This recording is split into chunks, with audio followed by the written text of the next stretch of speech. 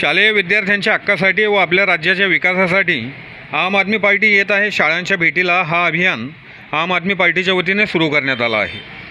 या अभियानांतर्गत जिल्ह्यातील शाळांच्या व शिक्षण घेणाऱ्या विद्यार्थ्यांच्या तसेच शिक्षकांच्या विविध समस्या या सर्व बाबींची प्रत्यक्षरित्या पाहणी करून संबंधित विभागांमार्फत विविध समस्या लोकशाही मार्गाने मार्गी लावण्यासाठी आम आदमी पार्टीच्या वतीने या अभियानाची सुरुवात करण्यात आली आहे। सर्व शाळांच्या समस्या जबाबदारीने शासन दरबारी मांडून त्या सर्व समस्या सोडवण्यासाठी प्रयत्न करणार असल्याचे आम आदमी पार्टीचे बदनापूर तालुका अध्यक्ष संभाजी शेळके यांनी यावेळी सांगितले। त्यांनी आज बदनापूर तालुक्यातील गेवरे बाजार, कडेगाव, वरुडी येथील शाळांची पाहणी करून विविध समस्या जाणून घेतल्या। यावेळी आम आदमी पार्टीचे तालुका अध्यक्ष संभाजी शेळके, तालुका सचिव दत्तात्रय पडूळ यांच्यासह शाळेचे मुख्याध्यापक तसेच शिक्षक उपस्थित होते। तर मी संभाजी शेळके, आम आदमी पार्टी तालुका अध्यक्ष।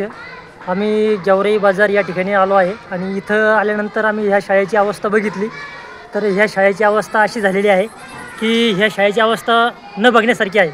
कारण की इथले ज्या शाळा आहे ही पूर्ण शाळा ही पत्राची असून इथे म्हणजे अक्षरशः जसे सुविधा पाहिजे त्या सुविधा या शाळेला नसून शासनाचे याकडे दुर्लक्ष आहे। तर आम्ही असं निर्देशनात आलो आहे, जेव्हा आम्ही या शाळेची पूर्ण पाहणी केली तेव्हा आम्हाला असं निर्देशनात आलं आहे की मुलांना बसण्यासाठी टेबल नाही आहे साधे। त्याच्यानंतर शाळेची वरती पूर्ण शाळा ही पत्राची आहे।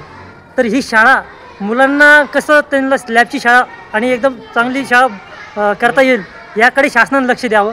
कारण की शासनाचं लक्ष पूर्ण पतसंस्था याच्याकडेच आहे आणि खाजगीकरण करण्याच्या मार्गावरती सरकार आहे।